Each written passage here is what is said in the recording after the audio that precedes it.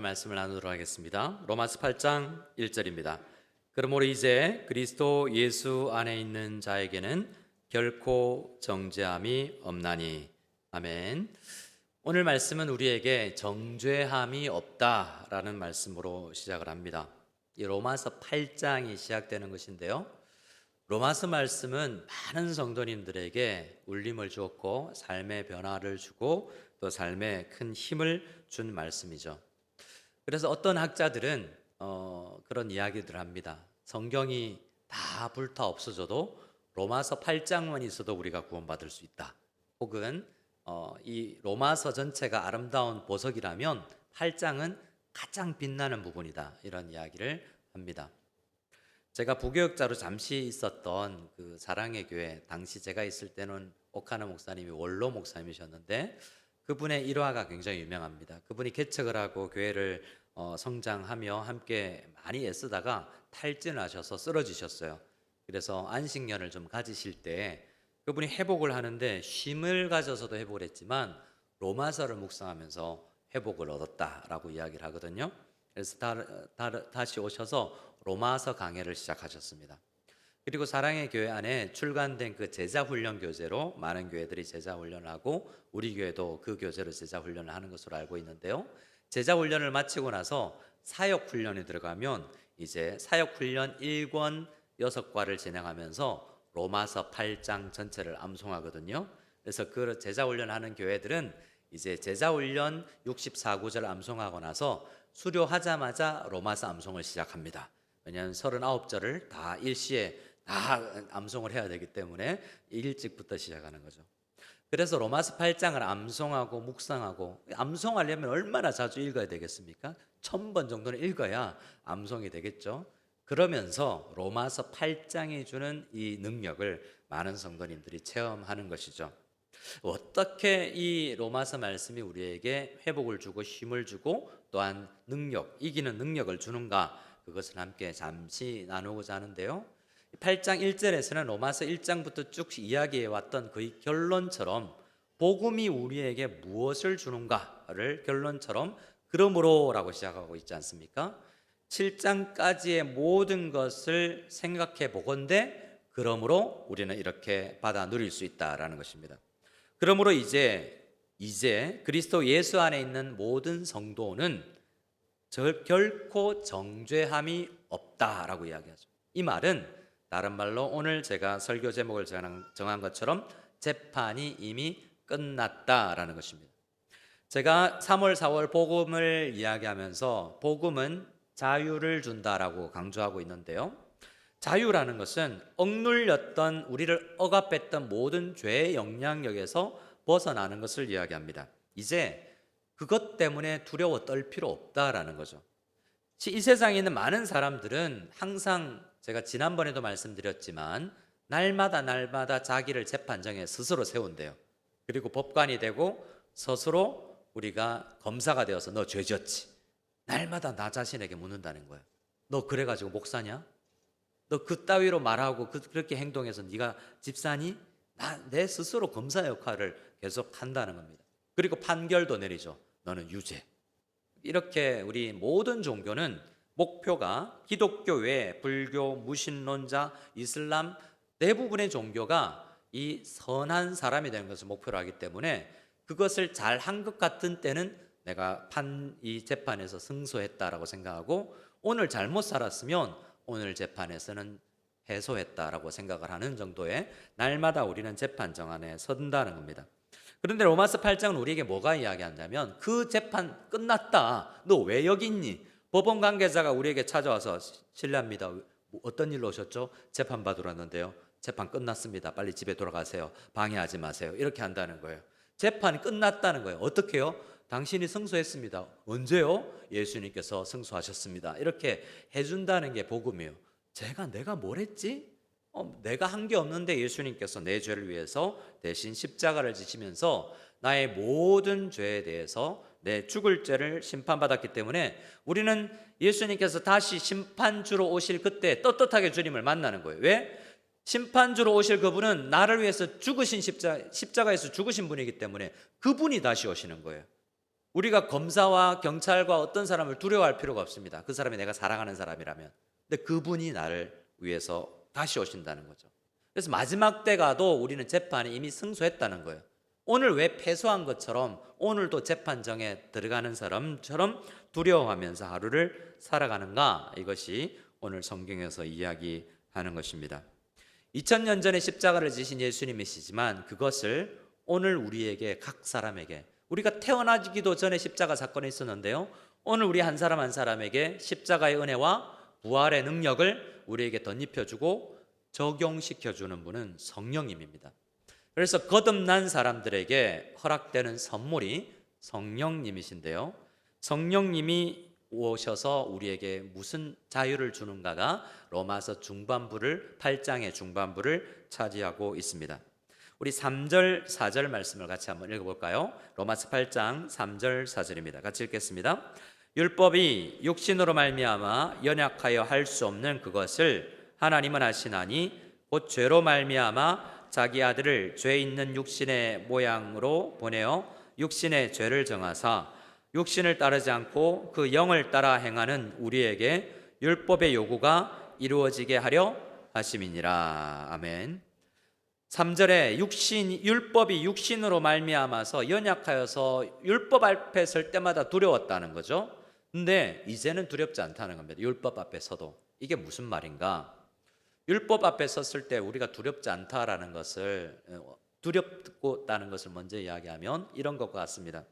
간음하다가 현장에서 잡힌 여자가 있었습니다. 사람들이 예수님 앞에 끌고 왔죠. 그 이야기가 복음서에 기록되어 있습니다. 여러분 생각해, 우리가 그러지 않겠지만 간음하다가 옷을 벌거벗고 있는데 사람들이 들어닥쳐서 간음했구나, 현장에서 잡아서 벌거벗긴 채로 끌려다닌다는 거죠. 과거에는 그랬습니다. 이 여인이 얼마나 부끄럽겠어요. 실오라기 하나 걸치지 않고 사람들에게 끌려가서 예수님 앞에 왔습니다. 예수님, 이 여자 어떻게 할까요? 간음하다가 잡았습니다. 우리가 그 현장을 급습했습니다. 돌로 쳐야 되지 않겠습니까? 라고 할 때 예수님께서 뭐라고 이야기하시죠? 죄 없는 자가 치라 그럽니다. 그래서 서로 치려고 그럽니다. 근데 그때 예수님께서 땅에 글씨를 쓰셨다고 그래요. 제가 수요일 날 질문했는데 다시 질문합니다.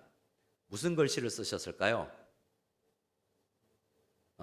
많은 학자들 모릅니다. 왜냐하면 글씨 쓰셨다는 것만 나와 있지 누구도 사진을 찍어 놓지 않았기 때문에 무슨 글씨를 썼는지 몰라요. 근데 학자들은 그 땅에 글씨를 썼다는 표현이 2번 있거든요. 그래서 많은 학자들은 10계명을 1계명부터 10계명까지 썼다라고 생각해요. 여러분 10계명을 외우거나 10계명을 읽을 때 어떤 느낌이 드세요? 그 10계명 앞에 서면 내가 그 죄인인데 라고 생각이 들어야 되는데, 당시에 그 사람들이 나 간음하지 않았는데 나 괜찮아, 나 살인하지 않았는데 괜찮아, 내 부모를 공경하라, 나 오케이. 10계명을 다 읽어도 예수님 앞에 왔던 부자 관원처럼 저 어려서부터 10계명 다 지켰습니다 라는 사람은 율법 앞에서 떨지 않겠죠. 근데 그 다음에 예수님께서 글씨를 더 쓰셨다고 그래요. 이렇게 썼겠죠. 김영현, 너 2025년 4월 26일 날 뭐 했는지 나 알아. 그 사람 떠나가요. 2번째, 누구죠?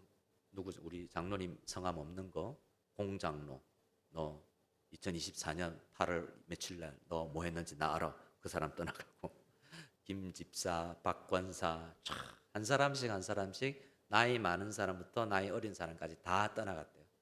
주님의 말씀 앞에 서면, 율법 앞에 서면 형제를, 내가 2-3사람 모여서 그 집사 욕했구나, 형제를 향하여서 나가라고 욕한 사람 살인자, 따라서 사형, 그 사람 떠나가는 거죠.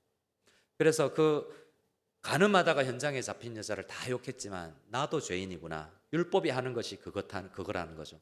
근데 문제는 예수 믿고 나서도 오늘 우리도 여전히 죄 짓는다는데 문제가 있습니다. 3절 말씀을 제가 읽어드립니다. 율법이 육신으로 말미암아 연약하여 할 수 없는 그것. 율법 앞에서 확인했는데 연약해서 여전히 예수 믿고 나서도 율법을 어기더라는 거죠. 여러분 혹시 어디 식당에 갔는데 어떤 우리 교회 사람이 앞에 소주잔이 있걸랑 옆 사람한테 우리 미리 이야기합시다. 좀 불쌍한 표정을 지으면서 옆 사람에게 이렇게 고백합시다. 제가 연약합니다. 한번 옆 사람하고 인사해 볼까요? 제가 연약합니다. 네. 어떻게 그런 걸 보면 어떻게 하셔야 되겠어요? 연약하구나. 연약하구나. 근데 우리는 율법에서 이야기하는 거 다 못하잖아요. 어떤 거는 잘하지만 어떤 거는 잘 못합니다. 그게 우리예요. 그런데 성경은요, 율법 앞에 벌벌 떨던 우리를 이제 우리에게 힘을 주는 말씀을 합니다. 이제 너희에게 주님께서 십자가 지고 부활 승천하면서 성령을 보내주셨다. 그 성령에 집중하면 벌벌 떨던 율법 앞에 벌벌 떨던 너희가 성령을 따라 살면, 성령님께 의탁해서 성령님을 따라가는 습관을 들이면 그 문제를 극복할 수 있다라고 이야기합니다. 우리 4절 말씀을 다시 한번 읽어볼까요? 4절입니다. 시작. 육신을 따르지 않고 그 영을 따라 행하는 우리에게 율법의 요구가 이루어지게 하려 하심이니라. 자, 여러분, 육신을 따라서 연약하다는 거예요. 여전히 예수 믿고 나서도 여전히 우리가 육신을 입고 있기 때문에 육신으로 행해 오던 걸 잘 못 끊어내요. 이게 연약함입니다. 어떤 예화를 들 수 있을까 생각해 봤는데요. 제가 자주 드는 예화가 있습니다. 여러분, 자녀 군대 보내보신 분 있습니까? 군대 입대 해보신 분? 네, 있죠. 군대 입소하는 날 한번 생각해 봅시다. 내가 군대 가요. 군대 갔다 오신 분들, 내가 이제 군대 훈련소 문 들어섭니다. 자, 문 딱 들어서면 내가 군인이에요, 아니에요? 입소하는 날 제가 군인이에요. 자, 그러면 실제 나는 민간인에 가까울까요? 군인에 가까울까요? 입소한 날 신분은 바뀌었는데 나 여전히 민간인이에요. 그렇지 않습니까? 또 다른 예를 들어볼까요? 결혼입니다. 결혼식 신고하고 웨딩 지나고 나면 유부녀입니까? 처녀입니까? 유부녀예요. 결혼 딱 하고 나면 유부남이고 유부녀가 됩니다. 결혼해서, 그런데 결혼을 했는데 싱글처럼 이제 살질 않는 거죠. 시댁에 가면, 시월드에 가면 우리 집과 친정과 다른 문화가 있습니다. 저희 집에는 음식에, 특히 탕에다가 방아라는 잎을 넣습니다. 고수 같은 건데요, 향이 강해서 안 먹어본 사람은 왜 역겹고 잘 못 먹어요. 저희 집에 시집 온 그 사람이 저희 집에 처음 시집 와서 그 음식을 맛보고 못 먹었어요. 최대한 시댁에서 잘 먹어야 될 텐데 말이죠. 제가 결혼을 하고 나서 처가에 인사를 갔는데요, 큰아버님 댁에 인사를 갔는데 저희 장인어른은 전라도 광양 출신이십니다. 저는 경상도인데 갔는데 홍어가 나왔어요. 한 번도 먹어보지 않은 이상한 음식이 나왔어요. 이게 뭐지? 냄새가 먹기 전부터 이게 뭔가 상했는데 왜 이런 음식을 내줄까라고 생각했습니다. 자, 먹었을까요? 안 먹었을까요? 저는 먹었습니다. 지금 잘 먹습니다. 여러분, 결혼하고 나면 시댁 문화에 익숙하잖아요. 근데 여러분도 그렇지 않습니까? 그분을 사랑하기 때문에 시댁에 가죠. 그 남자를 사랑하기 때문에 시댁을 참아줄 수 있지 않습니까? 아닌가요? 예, 사랑의 힘 느껴보시기 바랍니다. 그래서 결혼하면, 아직 나는 우리 친정 사람인데 우리가 결혼했기 때문에 새로운 출발해서 여전히 나는 나예요. 그런데 신분은 바뀌었어요. 이게 예수 믿은 사람인데 육신에 따라서 육신을 따른다는 이야기예요. 신분은 바뀌었는데 예수님을 믿는 순간 요한복음 1장 말씀에 주 예수를 믿는 자마다 하나님의 자녀가 되는 권세를 누렸는데, 자녀가 됐는데 자녀처럼 살지를 못하는 게 우리예요. 그 기간이 오랜 사람이 있고 그 기간을 빨리 보내는 사람이 있는 거죠. 어떻게 그러면 그 기간이 짧아지는가?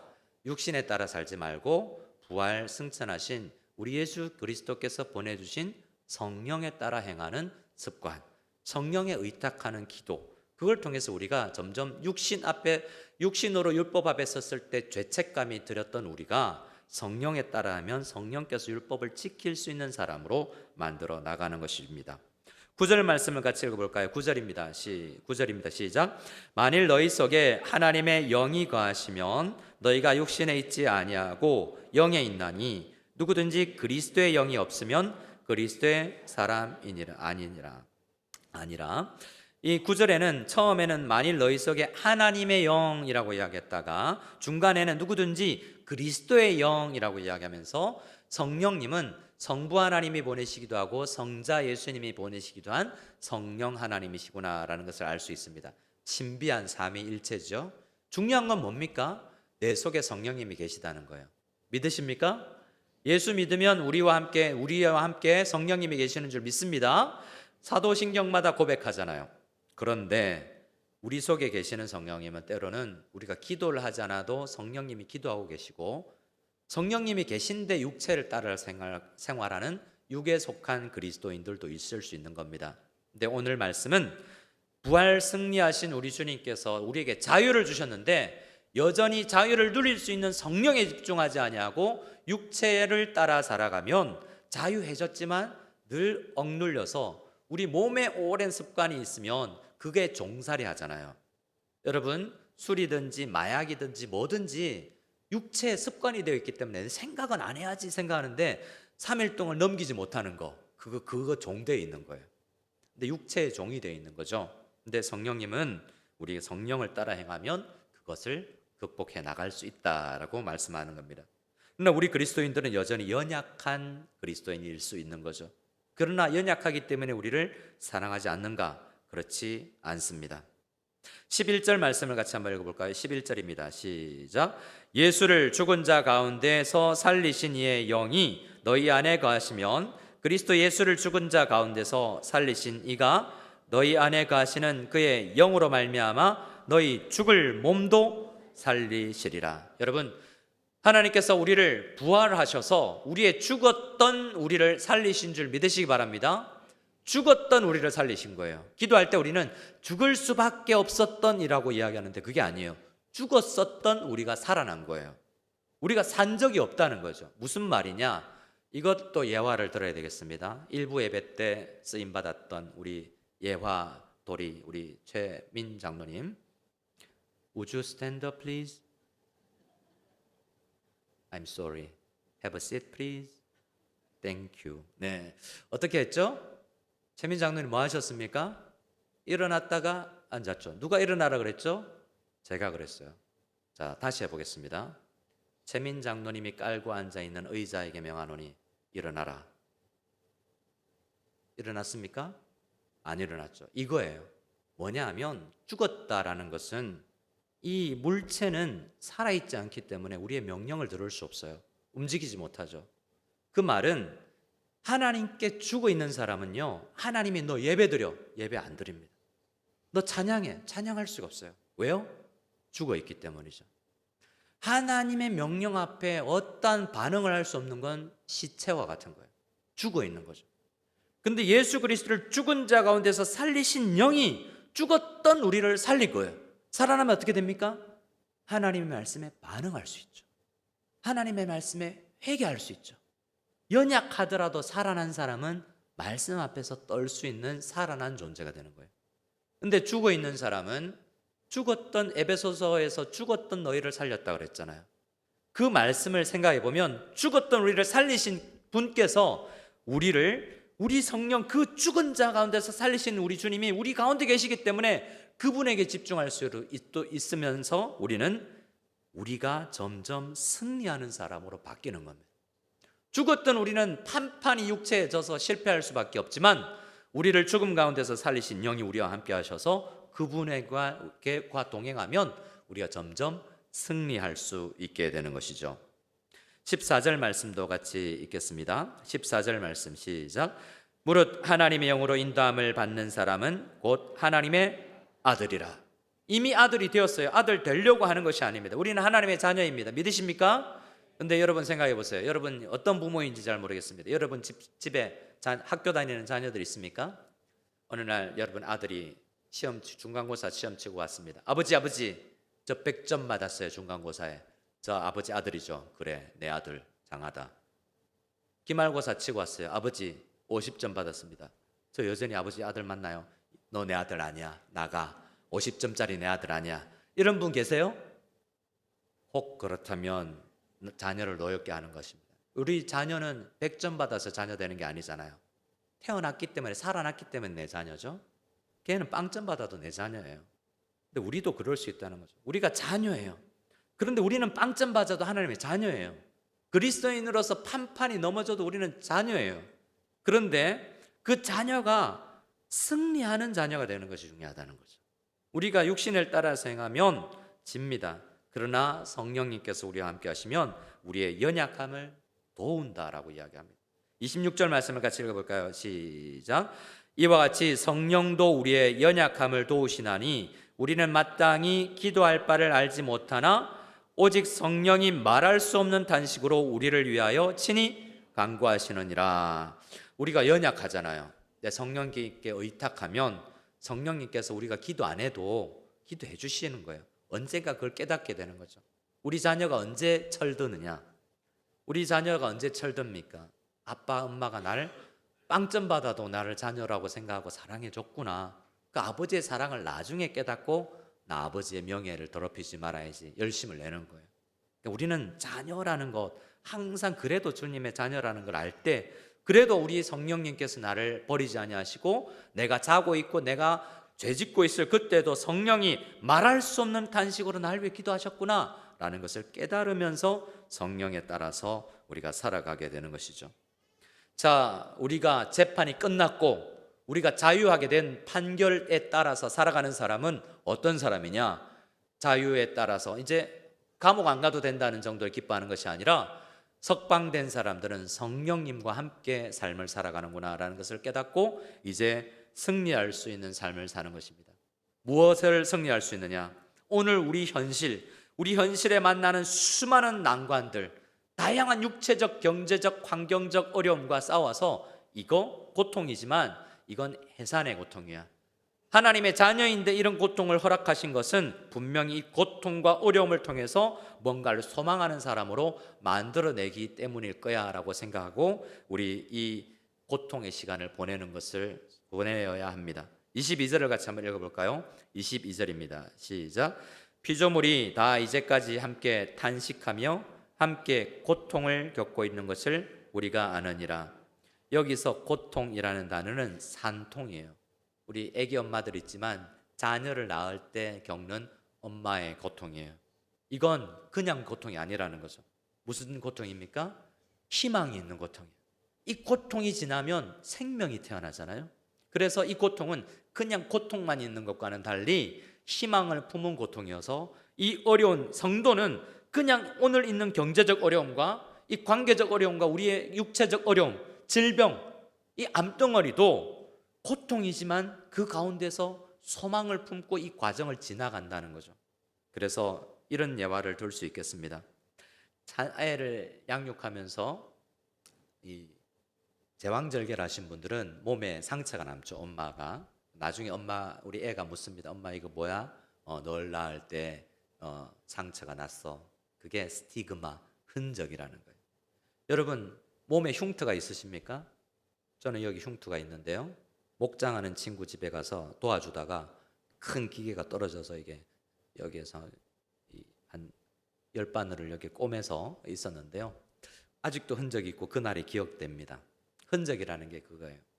인천에 가면 은혜교회 박정식 목사님 몇 년 전에 하늘 날아가셨는데요. 그분 딸이 박샤론 자매라고 한때 미스 코리아 출신의 그 아들은 또 목사인데요. 그 집은 평균 키가 185쯤 될 거예요. 목사님, 사모님, 딸, 아들 다 180 넘어요. 엘리베이터에서 네 사람을 만났는데 목사님 안녕하세요. 제가 이랬던 그 박정식 목사님이 늘 강조했던 게 있습니다. 그 딸이 또 박샤론 자매가 책을 썼는데 제가 있을 때 그 국제제자훈련에서 출간이 됐는데 영어로 하면 이렇습니다. 한번 일부 앱 때부터 해봤는데 scar 상처예요. star은 별이에요. scars into stars. 시작. scars into stars. 라임이 있네요. 좋네요. 예, 상처는 별이 되고 뭐냐면 지금은 상처인데 어려운데요. 언젠가 이게 소망이 있는 사람은 성령과 함께 보내면서 이걸 이겨내면서 언젠가 그날을 추억하면서 상처를 보면서 자랑하는 훈장처럼 별이 되었다라는 이야기죠.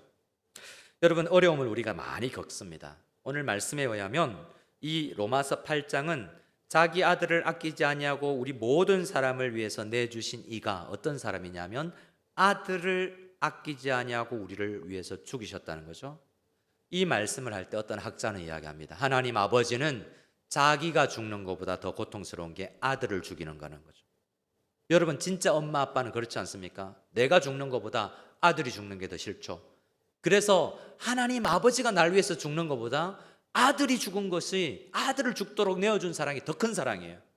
성부 하나님이 자신을 주시는 것보다 아들을 내어주신 사랑은 그보다 이 세상, 이 인류 역사의 우주세계, 우주 안에서 그보다 큰 사랑이 없다는 거죠.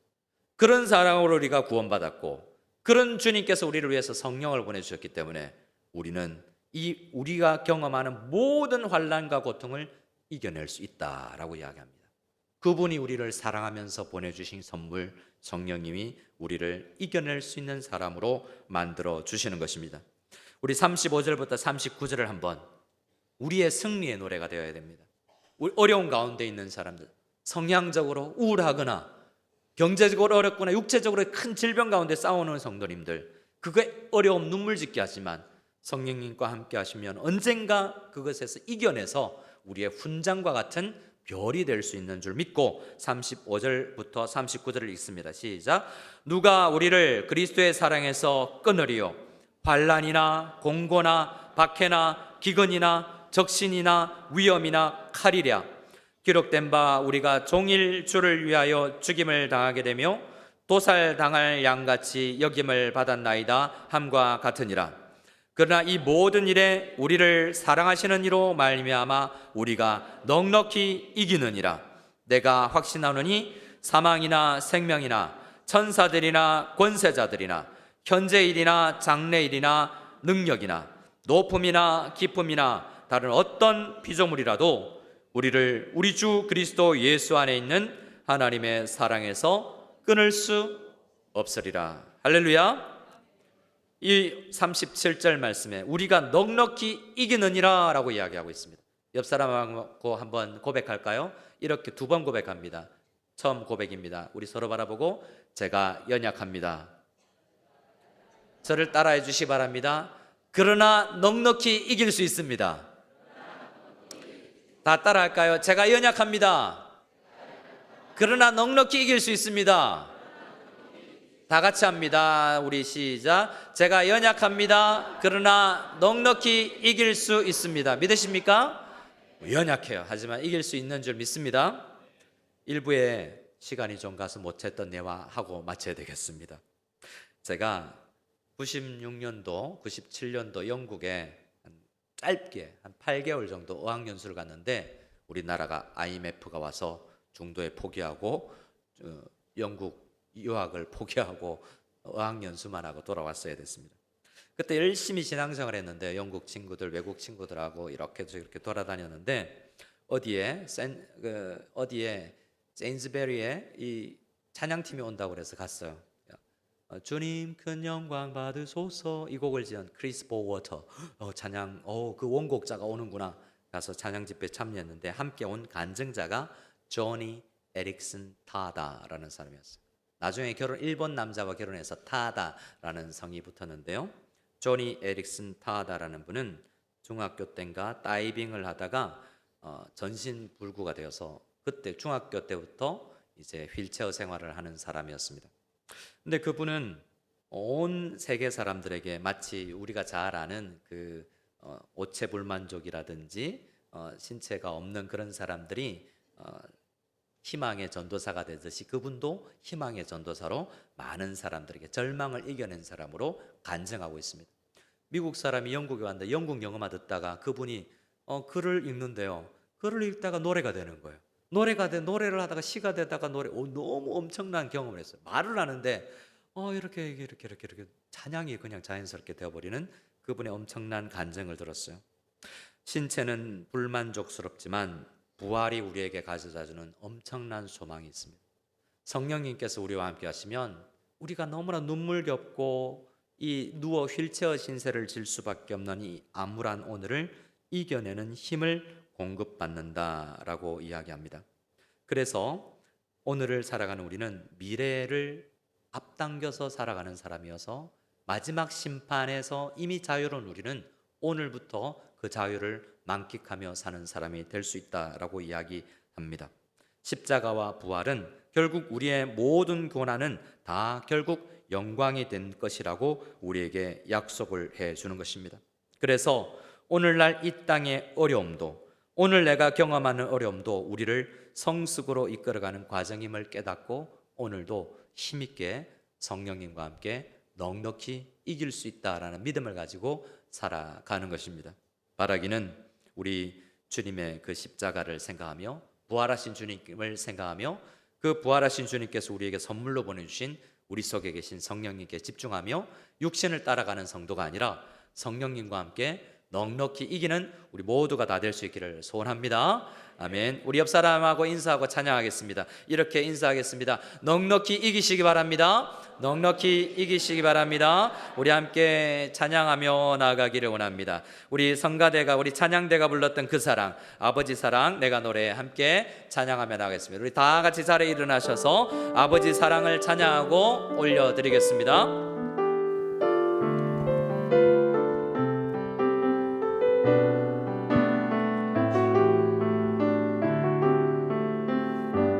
아버지 사랑 내가 노래합니다. 아버지 사랑 내가 노래해. 아버지 은혜 내가 노래해.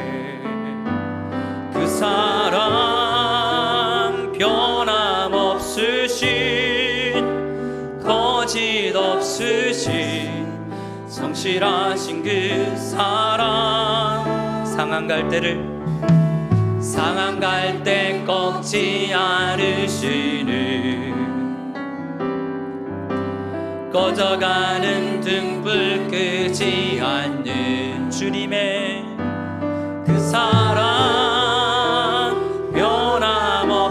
변함없으신 거짓 없으신 성실하신 그 사랑 주님의 사랑 그 사랑 날 위해 죽으신 날 위해 다시 사신 예수 그리스도 다시 오실 그 사랑 죽음도 생명도 천사도 하늘의 어떤 권세도 끊을 수 없는 영원한 그 사랑 예수님의 그 사랑 날 위해 죽으신 날 위해 다시 사신 예수 그리스도 다시 오실 그 사랑 죽음도 생명도 천사도 하늘의 어떤 권세도 끊을 수 없는 영원한 그 사랑 영원한 그 사랑 예수 영원한 그 사랑 예수 영원한 그 사랑 예수 영원한 그 사랑 예수 우리 함께 기도하며 나가기를 원합니다. 우리 주님 다시 오십니다. 우리 주님 다시 오실 때 심판주로 오시지만 나를 우리 모든 세상을 심판하실 주님은 날 사랑하셔서 십자가를 지고 날 대신해서 죽으신 분입니다. 우리 하나님 아버지가 심판주지만 그분은 아들을 아끼지 아니하고 우리를 위해서 내어주신 분이 우리 하나님 아버지이십니다. 그래서 우리는 심판에서 자유롭습니다. 율법 앞에 설 때 우리는 두렵지만 그러나 우리에게 있는 성령님께 집중하고 성령님을 따를 때 우리는 넉넉히 이기게 될 줄 믿습니다. 현재의 고난과 우리 주위에 있는 수많은 어려움과 역경과 가난함, 공고, 환난이나 공고나 박해나 기근이나 적신이나 위험이나 칼이 어떤 것이라도 우리 하나님 아버지와 우리의 관계를 아들됨과 아버지 하나님됨의 관계를 끊을 수 없다라는 것을 믿고 하나님 성령에 집중하며 넉넉히 이길 수 있는 우리가 될 수 있도록 도와주시옵소서. 우리 간절히 주님 앞에 한 목소리로 기도하며 나갈 때 저를 한번 따라해 주시고 합심으로 기도드리겠습니다. 주여 은혜를 주시옵소서. 주여 은혜를 주시옵소서. 아버지 하나님 우리에게 은혜를 더하여 주시옵소서. 넉넉히 이기는 우리가 되기를 간절히 소원합니다. 아버지 하나님 사망이나 생명이나 천사들이나 권세자들이나 현재의 어려움 장래의 어려움 어떤 것도 우리를 하나님 아버지와 우리의 사랑의 관계를 끊어낼 수 없다는 것을 믿고 나아갈 수 있기를 원합니다. 주님 우리는 연약합니다. 그래서 넘어지고 쓰러집니다. 아직도 육신에 속해 있습니다.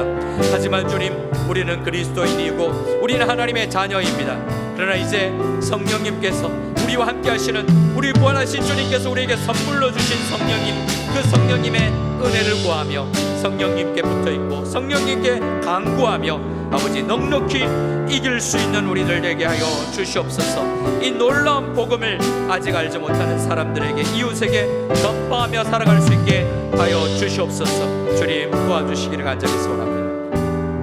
우리 마지막으로 합심으로 더 한번 기도하겠습니다. 기도할 때 우리 주위에 이 복음을 들어야 할, 우리의 넉넉히 이김을 주는 이 놀라운 자유의 복음을 모르는 사람들, 우리 가족, 우리 자녀, 우리 부모님, 우리 친구들, 이 필리핀 땅에 있는 사람들을 위해서 합심으로 기도하기를 원합니다. 우리 교회를 위해서 기도할 때 하나님, 우리 KUCM이 이 복음을 이 땅에 전파하는 사명을 감당하는 사명자들이 모인 교회가 되게 하여 주시옵소서. 우리 아직 예수님을 알지 못하는 사람이 예수님을 믿고 알 수 있도록 주님 도와주시옵소서. 간절히 주님 앞에 기도하며 나갈 때 주여 한 번만 크게 외치고 합심으로 마지막으로 기도하겠습니다. 주여, 주님 도와주시기를 간절히 소원합니다. 하나님 아버지, 우리에게 함께하여 주셔서 우리가 간절히 기도하고 있는 우리 부모님, 우리 아내와 남편, 우리 자녀들 이 복음을 알게 하여 주시옵소서. 우리에게 자유를 주며 우리가 지는 것이 아니라 넉넉히 이기게 하는 이 놀라운 복음, 모든 이로 우리를 사랑하시는 이로 말미암아 우리가 넉넉히 이길 수 있다라는 믿음, 이 믿음으로 살아갈 수 있는 저희들 다 될 수 있게 하여 주시옵소서. 연약하지만 이길 수 있다는 것을 믿고 주님 살아갈 수 있게 하여 주시옵소서. 이 복음을 아버지 땅끝까지 전할 수 있고 우리 가정에서 이 복음을 증거할 수 있는 저희들 다 될 수 있기를 원합니다. 이 필리핀 땅에서 이 복음을 증거할 수 있는 저희들 다 될 수 있도록 주여 역사해 주시고, 우리 KUCM이, 우리 만일 한인합교회가 이 복음을 증거하는 사역에 동참할 수 있는 사역자들이 모인 사명자의 공동체가 되게 하여 주시옵소서. 하나님 아버지 감사합니다. 우리는 예수님을 믿고 하나님의 자녀가 되었지만 여전히 연약함을 고백드립니다. 그러나 우리 주님께서 우리에게 선물로 주신 놀라운 성령님 우리와 함께 계시오니 우리와 함께 계시는 성령님께 의탁하고 우리를 위해서 고통 중에 탄식하며 우리를 기도하시는 우리 성령님과 함께 기도하며 우리가 넉넉히 이겨나가는 저희들 되게 해 주시옵소서. 우리 성도님들 가운데 슬픔으로 눈물을 흘리는 성도님들이 있습니다. 육체 질병으로 인하여서 안타까이 한숨 쉬는 성도님들이 있습니다. 경제적 어려움이 있고 각종 환경과 미래에 닥칠 미래를 생각하면서 어려워하는 성도님들이 있습니다.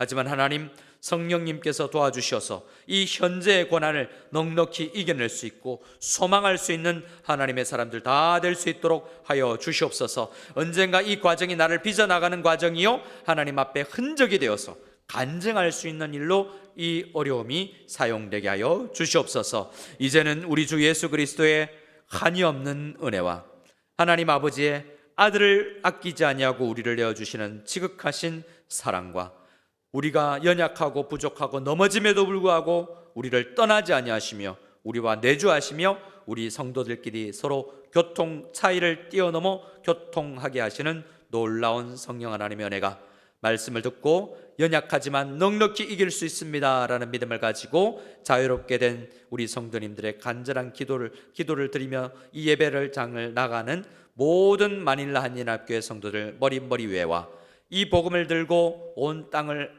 헤매며 땅끝까지 가서 주님 앞에 복음을 증거하는 선교사님들의 가정과 사역 위에 지금부터 영원까지 함께 계실지어다. 아멘.